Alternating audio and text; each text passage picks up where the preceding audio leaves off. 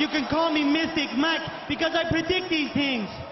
Pat Sabatini takes on Joanderson Brito this Saturday as the co-main event of UFC Fight Night. And this is going to be a fun fight at 145 pounds. Both these guys, very good fighters, very good finishers. A lot of finishing potential in this fight. I don't see this fight going to the scorecards, in all honesty.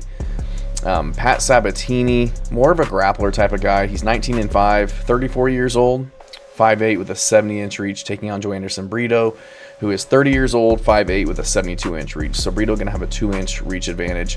He's 17-4, so both these guys very good-looking records. Pat Sabatini coming off of a win over Jonathan Pierce. Kind of just bullied him against the cage, got the rear naked choke. Before that was knocked out by Diego Lopez. No shame in that. Diego Lopez fighting next weekend against Volkanovski for the title shot.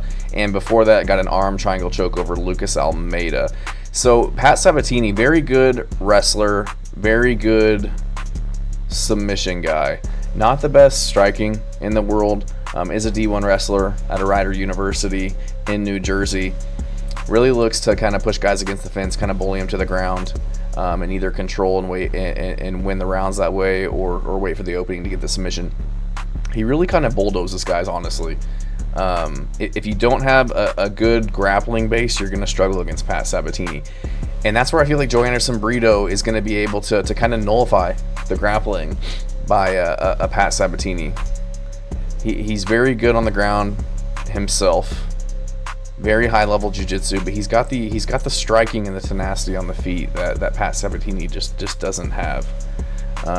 He's from shoot to box, so he's very aggressive with the forward pressure. Kind of a wild fighter, throws very heavy punches, throws with really bad intentions, heavy kicks. Just comes out very aggressive and wild, and he's got knockout power. And I feel like Pat Sabatini he's just not going to be able to handle that aggressiveness and forward pressure from Brito, who's going to be able to defend his takedowns.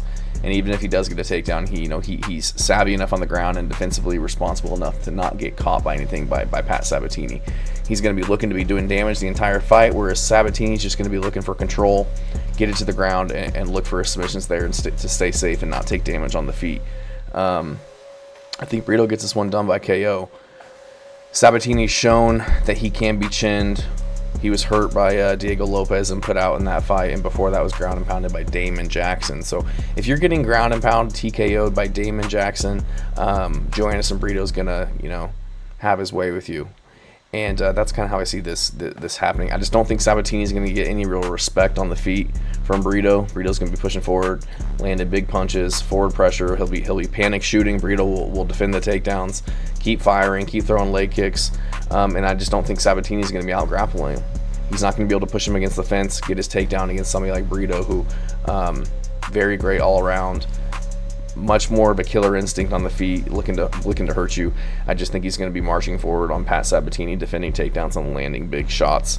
And I could even see Sabatini panic shooting and getting caught in some type of submission as well from Joanderson Brito, because he has a lot of submissions on his record as well. Ninja chokes, rear naked chokes, guillotine chokes, rear naked chokes.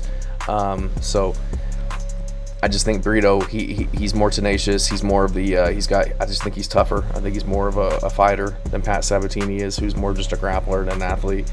And I think he's got more finishing potential. I think he can fight. He can finish this fight wherever it goes. He can go 3 rounds if needed at a hard pace. He's coming off of that it was a split decision loss somehow against William Gomez. Joanderson Brito won that fight, 1 rounds 1 and 2. It was in Paris, France. They gave it to Gomez. Absolute robbery. Before that, had wins over Jack Shore, Jonathan Pierce, Weston Wilson, Lucas Alexander, Andre Fili, putting these guys out, finishing fights. And I honestly don't think the Gomez fight was close. I think he clearly won 2 rounds to nothing. So I'm going to go with Joanderson Brito. His only real loss was to Bill Algeo over 3 years ago, which isn't a great look. But before that, he beat Diego Lopez.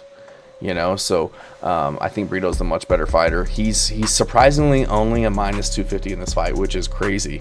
I feel like that's easy money. You can print it. Joanderson Brito gets this one done by finish.